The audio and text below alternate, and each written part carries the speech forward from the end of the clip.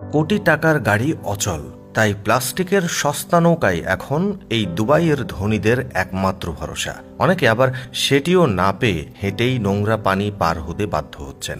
এক ঝড় বৃষ্টিতেই বিশ্বের অন্যতম ধনী দেশ সংযুক্ত আরব আমিরাতের দুবাই শহর হারিয়ে ফেলেছে তার জাঁকজমক আর জৌলুস।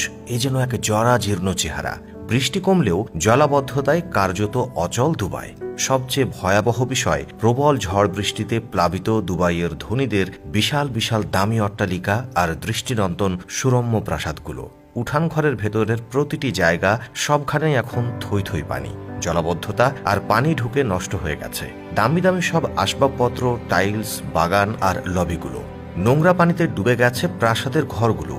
বন্যাপ্রবণ দেশগুলোর জন্য এমন দৃশ্য যতটা স্বাভাবিক, ঠিক ততটাই অস্বাভাবিক মরুর দেশগুলোর জন্য। শুষ্ক আবহাওয়ায় দুবাইতে খুব একটা বৃষ্টিপাত না হওয়ায় তাদের নেই পানি নিষ্কাশন ব্যবস্থা। তাই এমন জলাবদ্ধতায় অনভ্যস্ত হতভম্ব দুবাইয়ের ধনী অধিবাসীদের অবস্থা খুবই লাচার। কোটি টাকার ঘর নোংরা পানিতে ডুবে ভীষণ নাজেহাল অবস্থা তাদের। একে তো জলাবদ্ধতা, তার উপর নেই বিদ্যুৎ, নেই পানি, নেই ভবনগুলোর বিভিন্ন সুযোগ সুবিধাও। বসবাসের অযোগ্য হয়ে গেছে অনেক প্রাসাদই।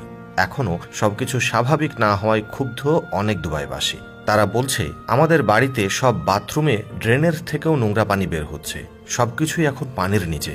আমার পুরো বাগান, পুরো বসার ঘরটি, সমস্ত আসবাবপত্র, গ্যারেজ সবকিছু ভেসে গেছে। আসলেই দেশে এমন ভয়াবহ বৃষ্টিপাত হবে এটা কখনো ভাবিনি। তাই এই নাজুক পরিস্থিতির জন্য আমরা কেউই প্রস্তুত ছিলাম না। যদিও বৃহস্পতিবার সকাল থেকে পানি সরিয়ে নিতে শুরু করেছে কর্তৃপক্ষ, তবে এখনও জলাবদ্ধ পরিস্থিতির খুব একটা উন্নতি না হওয়ায় অনেকেই শিশু বৃদ্ধদের নিরাপদ জায়গায় সরিয়ে নিচ্ছে বলা যায়। কোনো রকমে পালিয়ে যাচ্ছে তারা। অনেকে ছোট বয়স্ক মানুষ আর কুকুরগুলো বাড়ি থেকে সরিয়ে নিতে বাধ্য হচ্ছে। জিনিসপত্র বেশিরভাগ নষ্ট হয়ে গেছে, যেগুলো পেরেছি বাঁচিয়েছি। ঝড়বাদলের কারণে যান চলাচল না করায় অনেকেই কর্মক্ষেত্রে ৩০ ঘন্টারও বেশি সময় আটকে আছে বলে জানা গেছে। অবশ্য আটকে পড়া ধনীদের উদ্ধারের চলাচলের জন্য এগিয়ে এসেছে কিছু স্বেচ্ছাসেবক। অবশেষে দামি এই প্লাস্টিকের নৌকাতেই ভ্রমণ করতে বাধ্য হচ্ছেন দুবাইয়ের অনেক ধনী ব্যক্তি। এমন প্রলয়ঙ্কারী ঝড় বৃষ্টিতে অনভ্যস্ত দুবাইবাসী একে এলিয়েনের থাবা বলে উল্লেখ করেছে। জানালেন, এমন অবস্থা আগে কখনো দেখেননি তারা। এটি একেবারে ভয়ঙ্কর পরিস্থিতি। দুবাইতে আমি আরও ঝড় হয়েছে সেটা দেখেছি, তবে এটা অনেক বেশি ভয়াবহ। মনে হচ্ছিল এলিয়েন আক্রমণ চালাচ্ছে। আকাশে শুধু চলছিল অবিরাম বজ্রপাত, ঝড় আর শিলাবৃষ্টি। দর্শক, আসলে এত জাঁকজমক, এত জৌলুস, মানুষের এত আয়োজন, কিন্তু মহান সৃষ্টিকর্তা যদি একবার নারাজ হয়ে যান তাহলে কি অবস্থা হবে ভেবে দেখেছেন?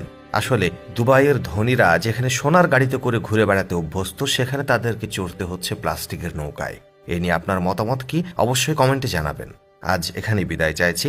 এতক্ষণ সঙ্গে থাকার জন্য অসংখ্য ধন্যবাদ।